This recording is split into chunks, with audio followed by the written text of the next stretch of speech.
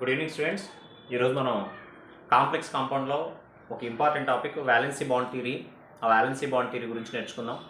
మనకి జేఈఈ మెయిన్స్లో కానీ నీట్లో కానీ ఈ కాంప్లెక్స్ కాంపౌండ్ మీద జనరల్గా ఒక బిట్ అడుగుతూ ఉంటారు. అంటే ఈ వ్యాలెన్సీ బాండ్ థియరీ వల్ల యూజ్ ఏంటి అంటే, వ్యాలెన్సీ బాండ్ థియరీ మనకి ఏదైనా ఒక కాంప్లెక్స్ ఇచ్చి ఆ కాంప్లెక్స్ యొక్క షేప్ కానీ, షేప్ ఆఫ్ ది కాంప్లెక్స్ కానీ, అలాగే హైబ్రిడైజేషన్ కానీ, అలాగే మనకిచ్చిన కాంప్లెక్స్ అనేది ఇన్నర్ ఆర్బిటాలా లేదా అవుటర్ ఆర్బిటాల్ కాంప్లెక్స్ అనే, అలాగే మనకిచ్చిన కాంప్లెక్స్ యొక్క spin whether it is an high spin or low spin కాంప్లెక్సా అనేది ఐడెంటిఫై చేయడానికి ఉపయోగపడుతుంది. ఓకే, ఫర్ ఎగ్జాంపుల్ ఈ కాంప్లెక్స్ చూడండి, CONH36Cl3. దీన్ని మనం ఏమనాలి అంటే హెక్సాయమైన్ కోబాల్ట్ క్లోరైడ్ అంట. హెక్సాయమైన్ కోబాల్ట్ క్లోరైడ్ అంట. ఆ హెక్సాయమైన్ కోబాల్ట్ క్లోరైడ్ అనే కాంప్లెక్స్లో ఆ కాంప్లెక్స్కి షేప్ ఏంటి, అలాగే ఆ కాంప్లెక్స్ అనేది ఏ టైప్ ఆఫ్ హైబ్రిడేషన్లో ఇన్వాల్వ్ అయ్యింది, అలాగే అది ఇన్నర్ ఆర్బిటల్ కాంప్లెక్సా అవుటర్ ఆర్బిటల్ కాంప్లెక్సా, అలాగే ఆ కాంప్లెక్స్ అనేది హై స్పిన్ కాంప్లెక్సా లో స్పిన్ కాంప్లెక్సా అనేది మనం ఎక్స్ప్లెయిన్ చేయాలి. ఓకే, జనరల్గా ఏంటి అంటే ఏ కాంప్లెక్స్ కాంపౌండ్ ఇచ్చినప్పటికీ కూడా ముందుగా వ్యాలెన్సీ బాండ్ థియరీ ప్రకారం మనం ఆ షేప్ కానీ హైబ్రిడేషన్ కానీ మనం ఫైండ్ అవుట్ చేయాలనుకోండి, ఫస్ట్ మనం చేయాల్సిన పని ఏంటంటే ఇచ్చిన కాంప్లెక్స్లో మెటల్ యాటమ్ ఏదైతే ఉందో ఆ మెటల్ యాటమ్కి ముందు ఆక్సిడేషన్ నెంబర్ని ఫైండ్ అవుట్ చేయండి. నీకు ఇచ్చిన కాంప్లెక్స్లో ఇక్కడ మెటల్ యాటమ్ వచ్చేసరికి CO. సో ఈ కాంప్లెక్స్ యొక్క ఆక్సిడేషన్ నెంబర్ని ముందు కనుక్కోండి. ఈ కాంప్లెక్స్లో ఈ CO కోబాల్ట్ యొక్క ఆక్సిడేషన్ నెంబర్ కనుక్కోండి. CO + 6 అమోనియా మాలిక్యూల్స్ ఉన్నాయి. అమోనియా అనేది న్యూట్రల్ లైగెండ్ కాబట్టి న్యూట్రల్ లైగెండ్కి ఆక్సిడేషన్ నెంబర్ 0 అవుతుంది. అలాగే ఇక్కడ క్లోరైడ్ అయాన్స్ ఎన్ని ఉన్నాయంటే 3 క్లోరైడ్ అయాన్స్ ఉన్నాయి. ఈచ్ క్లోరైడ్ అయాన్కి ఆక్సిడేషన్ నెంబర్ -1, 3 ఉన్నాయి కాబట్టి 3 × -1, అప్పుడు X = ఏమవుతుందంటే +3. అంటే ఈ కాంప్లెక్స్లో ఈ కోబాల్ట్ అనేది +3 ఆక్సిడేషన్ స్టేట్ని ఎగ్జిబిట్ చేస్తానండి. ఓకే, సో CO అంటే 27 అటామిక్ నెంబర్, CO +3 అంటే 24, అంటే 24 ఎలక్ట్రాన్స్ ఉన్నాయని అర్థం. ఆ 24 ఎలక్ట్రాన్స్కి మనం కాన్ఫిగరేషన్ కనుక రాసినట్లయితే ఆర్గాన్ 3d6 అవుతుంది. Organ 3d6. ఇలా ముందు ఏ కాంప్లెక్స్ ఇచ్చినా ఆ కాంప్లెక్స్కి వ్యాలెన్సీ బాండ్ థియరీ ప్రకారం షేప్ని కానీ హైబ్రిడేషన్ కానీ మనకి ఇచ్చిన ఇన్నర్ ఆర్బిటాలా అవుటర్ ఆర్బిటాలా హై స్పిన్నా లో స్పిన్ కాంప్లెక్సా అనేది మనల్ని ఫైండ్ అవుట్ చేయమని ఇచ్చినప్పుడు ఏ కాంప్లెక్స్ ఇచ్చినా సరే ఫస్ట్ ఆఫ్ ఆల్ మనం చేయాల్సింది ఏంటంటే ఇచ్చిన కాంప్లెక్స్లో మెటల్ యాటమ్ ఏదైతే ఉందో ఆ మెటల్కి ఆక్సిడేషన్ నెంబర్ కనుక్కోండి. ఆ మెటల్కి ఆక్సిడేషన్ నెంబర్ ఫైండ్ అవుట్ చేశాక దానికి కాన్ఫిగరేషన్ రాయండి. ఆర్గాన్ 3d6 అన్నాం అంటే ఇక్కడ డి ఆర్బిటాల్లో మొత్తం ఎన్ని ఎలక్ట్రాన్స్ ఉన్నాయి? 6 ఎలక్ట్రాన్స్ ఉన్నాయి. జనరల్గా డి ఆర్బిటాల్ ఎన్ని డీజనరేట్ ఆర్బిటాల్స్ ఉంటాయంటే 5 డీజనరేట్ ఆర్బిటాల్స్ ఉంటాయి. ఏంటవి? DXY, DYZ, DZX, DX2Y2, అలాగే DZ2. మొత్తం 5 డీజనరేట్ ఆర్బిటాల్స్ ఉంటాయి. ఉన్న ఎలక్ట్రాన్స్ ఎన్ని? 6 ఎలక్ట్రాన్స్ ఉన్నాయి. సో ఆ 6 ఎలక్ట్రాన్స్లో DXYలో 2 రాస్తాం, DYZలో 1, DDZలో 1, DX2Y2లో 1, DZ2లో 1. ఆ 6 ఎలక్ట్రాన్స్ని అలా అకామిడేట్ చేయాలి. తర్వాత నెక్స్ట్ మనం చేయాల్సింది ఏంటంటే మనకిచ్చిన కాంప్లెక్స్లో స్పియర్ లోపల మెటల్ పక్కన ఉన్న లైగెండ్ అనేది ఏంటో చూడండి.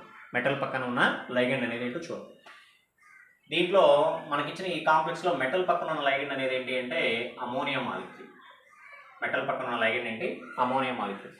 జనరల్గా అమోనియా మాలిక్యూల్ అనేది ఏంటి అంటే స్ట్రాంగ్ ఫీల్డ్ లైగెండ్. అంటే దీంట్లో ఎలక్ట్రాన్ పెయిర్ని డొనేట్ చేసేది నైట్రోజన్ ఆటమ్ కాబట్టి ఇది స్ట్రాంగ్ ఫీల్డ్ లైగెండ్. అంటే మనకి స్పెక్ట్రోకెమికల్ సిరీస్ని బేస్ చేసుకున్నట్లయితే నెంబర్ ఆఫ్ లైగెండ్స్ చాలా ఉంటాయి. ఆ లైగెండ్స్లో కొన్ని లైగెండ్స్ని మనం వీక్ లైగెండ్స్ అంటాం, మరికొన్ని స్ట్రాంగ్ ఫీల్డ్ లైగెండ్స్ అని అంటారు. వాటిలో మధ్యలో వాటర్ మాలిక్యూల్ని కన్సిడర్ చేస్తాం. వాటర్ మాలిక్యూల్ని న్యూట్రల్ లైగెండ్గా తీసుకుంటాం.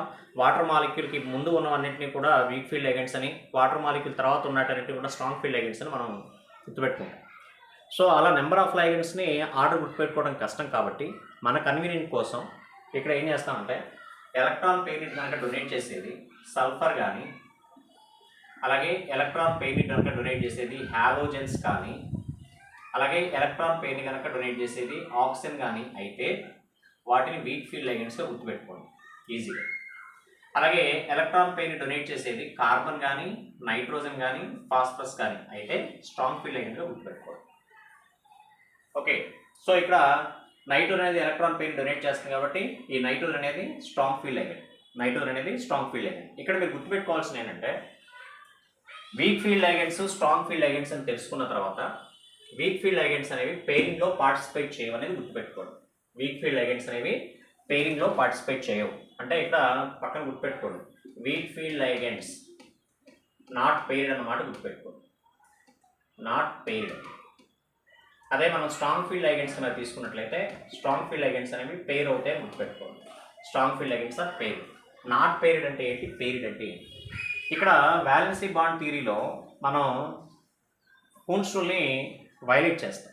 హూన్స్ రూల్ ఏం చెప్తాం, ఒక్కొక్క ఆర్బిటాల్లో ఒక్కొక్క ఎలక్ట్రాన్ ఫిల్ అయిన తర్వాతనే ఎలక్ట్రాన్స్ అనేవి పేర్ అవడం జరుగుతాయి అని చెప్తాం. కానీ ఇక్కడ మనం ఏం చేస్తామంటే మనకి తీసుకున్న కాంప్లెక్స్లో మెటల్ పక్కన లైగెండ్స్ ఎన్నైతే ఉన్నాయో అన్ని వేకెంట్ ఆర్బిటాల్స్ క్రియేట్ అవ్వాలి. సో ఫర్ ఎగ్జాంపుల్ ఈ కాంప్లెక్స్ కనుక తీసుకున్నట్లయితే ఈ కాంప్లెక్స్లో మెటల్ ఏంటి, కోబాల్ట్. మెటల్ పక్కన లైగెండ్స్ ఎన్ని ఉన్నాయి, 6 అమోనియా మాలిక్యూల్స్ ఉన్నాయి. అంటే నీకు 6 వేకెంట్ ఆర్బిటాల్స్ కావాలి. ఆ 6 వేకెంట్ ఆర్బిటాల్స్ కావటం కోసం వీటిలో ఉన్నటువంటి ఎలక్ట్రాన్స్ని రీఅరేంజ్ చేస్తాం. ఏవి రీఅరేంజ్ అవుతాయంటే ఓన్లీ మీరు తీసుకున్న కాంప్లెక్స్లో లైగెండ్స్ అనేవి స్ట్రాంగ్ ఫీల్డ్ లైగెండ్స్ అయితేనే పేరింగ్లో పార్టిసిపేట్ చేస్తాయి. అర్థమైందా? అదే వీక్ ఫీల్డ్ లైగెండ్స్ అయితే పేరింగ్లో పార్టిసిపేట్ చేయమన్నమాట. సో ఇక్కడ మనం తీసుకున్న కాంప్లెక్స్లో నైట్రోజన్ అనేది ఎలక్ట్రాన్ పెయిర్ని డొనేట్ చేస్తుంది. కార్బన్ కానీ నైట్రోజన్ కానీ ఫాస్ఫరస్ కానీ ఎలక్ట్రాన్ పెయిరింగ్ కనుక డొనేట్ చేస్తే వాటిని స్ట్రాంగ్ ఫీల్డ్ లైగెండ్స్ అని మాట్లాడుకున్నాం. కాబట్టి స్ట్రాంగ్ ఫీల్డ్ లైగెండ్లో ఏం జరుగుతుంది, పేరింగ్ అనేది జరుగుతుంది. సో అక్కడ పేరింగ్ జరిగినప్పుడు ఏమవుతుంది అంటే ఇది 3D ఆర్బిటాల్. పేరింగ్ జరిగినప్పుడు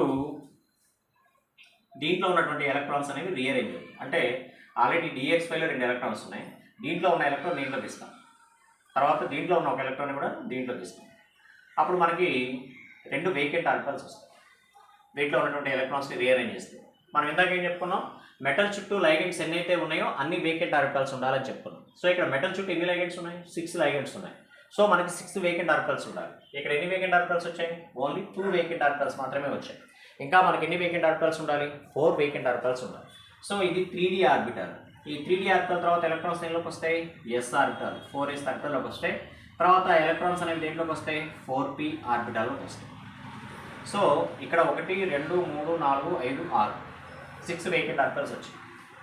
అమోనియా మాలిక్యూల్స్ ఎన్ని ఉన్నాయి, 6 అమోనియా మాలిక్యూల్ ఉన్నాయి. ప్రతి అమోనియా మాలిక్యూల్లో కూడా నైట్రోజన్ మీద ఒక పెయిర్ ఆఫ్ ఎలక్ట్రాన్ అనేది ప్రెజెంట్ అయి ఉంటుంది. కాబట్టి ఆ నైట్రోజన్ మీద ఉన్నటువంటి పెయిర్ ఆఫ్ ఎలక్ట్రాన్స్ని ఈ వేకెంట్ ఆర్బిటాల్స్కి ఇచ్చేస్తుంది. ఇచ్చేయడం వల్ల ఈ మెటల్కి ఆ మెటల్ చుట్టూ ఉన్నటువంటి లైగెండ్స్కి మధ్య D2 బాండ్ అనేది ఫార్మేషన్ జరుగుతుంది. సో ఇక్కడ D ఆర్బిటాల్స్లో 2 ఎలక్ట్రాన్స్ ఉన్నాయి. S ఆర్బిటాల్లో ఒక pair of electron, P ఆర్బిటాల్లో 3 pairs of electrons ఉన్నాయి. కాబట్టి ఈ కాంప్లెక్స్ వచ్చేసరికి D2sp3 హైబ్రిడేషన్ అని చెప్తాం. మనకి ఇచ్చిన కాంప్లెక్స్ ఏ హైబ్రిడేషను, D2sp3 హైబ్రిడేషన్ అని చెప్తారు. ఇది హైబ్రిడైజేషన్. ఓకే, అలాగే ఈ కాంప్లెక్స్ షేప్ ఏంటి అంటే స్పియర్ లోపల లైగెండ్స్ ఎన్ని ఉన్నాయి, 6 లైగెండ్స్ ఉన్నాయి. స్పియర్ లోపల 6 లైగెండ్స్ ఉన్నాయి కాబట్టి కాంప్లెక్స్కి ఏ షేప్ వస్తుంది అంటే ఆక్టాహెడ్రల్ అరేంజ్మెంట్ వస్తుంది. షేప్ వచ్చేసరికి ఆక్టాహెడ్రల్ అరేంజ్మెంట్. తర్వాత ఇక్కడ ఉన్నటువంటి ఎలక్ట్రాన్స్ అన్నీ కూడా ఏంటి, పేర్ అయింది. పేర్డ్ ఎలక్ట్రాన్స్ కాబట్టి స్పిన్ అనేది తక్కువగా ఉంటుంది. అన్పేర్డ్ ఎలక్ట్రాన్స్ కనుక ఉన్నట్లయితే స్పిన్ ఎక్కువగా ఉంటుంది. సో ఇక్కడ పేర్డ్ ఎలక్ట్రాన్స్ ఉన్నాయి కాబట్టి స్పిన్ అనేది లోగా ఉంటుంది. పేర్డ్ ఎలక్ట్రాన్స్ ప్రెజెంట్ అయినాయి కాబట్టి మనం తీసుకున్న కాంప్లెక్స్కి స్పిన్ అనేది లో స్పిన్ ఉంటుంది. అలాగే ఇక్కడ ఉన్నటువంటి ఎలక్ట్రాన్స్ అన్నీ కూడా పేర్ అయి ఉన్నాయి. పేర్డ్ అయి ఉన్నాయి కాబట్టి డయామాగ్నెటిక్ క్యారెక్టర్ ఉంటుంది. మీకు ఇచ్చిన కాంప్లెక్స్కి డయామాగ్నెటిక్ క్యారెక్టర్ ఉంటుంది. అలాగే ఇది ఇన్నర్ ఆర్బిటాల్ కాంప్లెక్సా అవుటర్ ఆర్బిటాల్ కాంప్లెక్సా అంటే దీన్ని మనం ఏం చెప్పాలి అంటే ఇన్నర్ ఆర్బిటాల్ కాంప్లెక్స్ అని చెప్పాలి. ఏమనాలి, ఇన్నర్ ఆర్బిటాల్ కాంప్లెక్స్. ఎందుకు ఇన్నర్ ఆర్బిటాల్ కాంప్లెక్స్ అన్నాము అంటే ఈ కాంప్లెక్స్ ఫార్మేషన్ జరగడం కోసం మెటల్ యొక్క D ఆర్బిటాల్లో ఉన్నటువంటి ఎలక్ట్రాన్స్ని మనం బాండింగ్లో ఉపయోగించుకున్నాం కాబట్టి దీన్ని ఇన్నర్ ఆర్బిటాల్ కాంప్లెక్స్ అని అంటారు. మనకి ఇచ్చిన కాంప్లెక్స్ ఏంటి, ఇన్నర్ ఆర్బిటాల్ కాంప్లెక్స్. సో ఇందాక నేను ఒక మాట చెప్పాను, strong field ligands, week field ligands అని చెప్పాను. సల్ఫరు, హాలోజన్స్ కానీ ఆక్సిజన్ కానీ ఉంటే వీక్ ఫీల్డ్ లైగెండ్స్ అంటారని చెప్పాం.